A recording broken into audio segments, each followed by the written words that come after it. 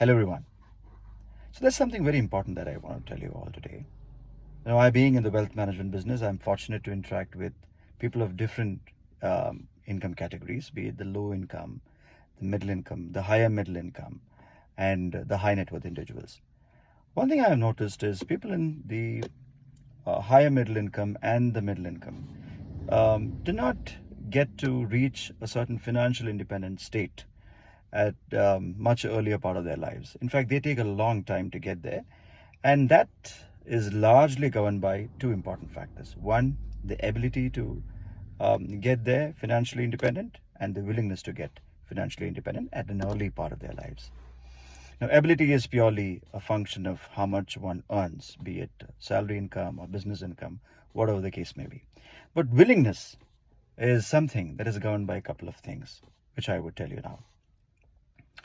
Now, many people make the mistake of, getting to procure credit cards from banks at an early stage of their lives. The moment they have salaries coming into their account, and when they hear a telecaller calling them, giving an offer, a bank approaches, asking them to take a credit card with so much of credit limit, we all fall prey for that, and then we go end up take a credit card. Now, the problem with a credit card is, of course, credit card is a great instrument. I personally have a couple of credit cards with good limits. But the point is, if you have a credit card, you should not allow the credit card to decide your spending limits. You should decide your spending limits. Which means, if all of us have needs, I agree, all of us have needs. But if you can, if you can plan a need 3 months in advance, 6 months in advance, you always have an option. You can save up for that and then spend it. So it's well within your means.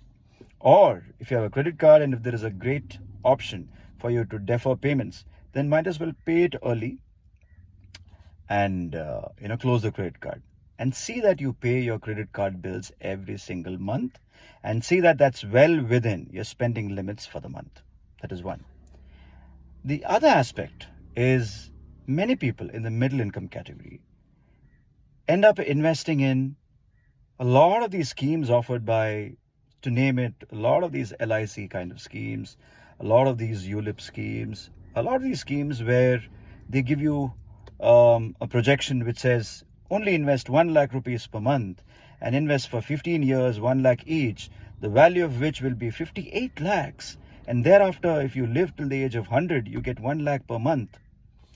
I've never understood how anybody could just be happy with that kind of growth, because let me also tell you, 15 lakhs paid over a 15-year period with withdrawals of 1 lakh after the 15 years till the time one passes away only translates to 4.8% growth per year, which not even beats inflation. In India, the average inflation is 7%.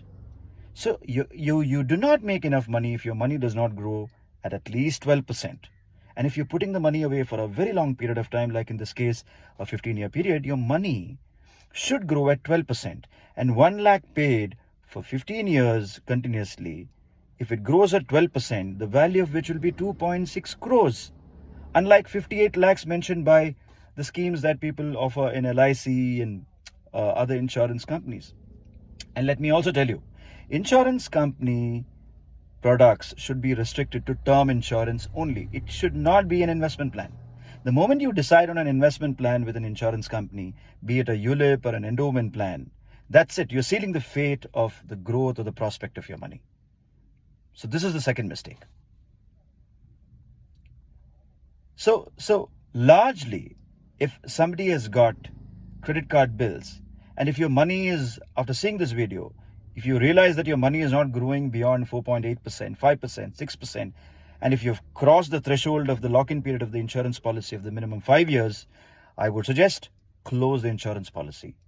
Look for a term insurance immediately, and with the balance money that you get in your bank account, close your credit card bills and decide on investing the same 1 lakh into a product which did not have a very long-term lock-in period, but ensure that the product is growing at 12% per annum.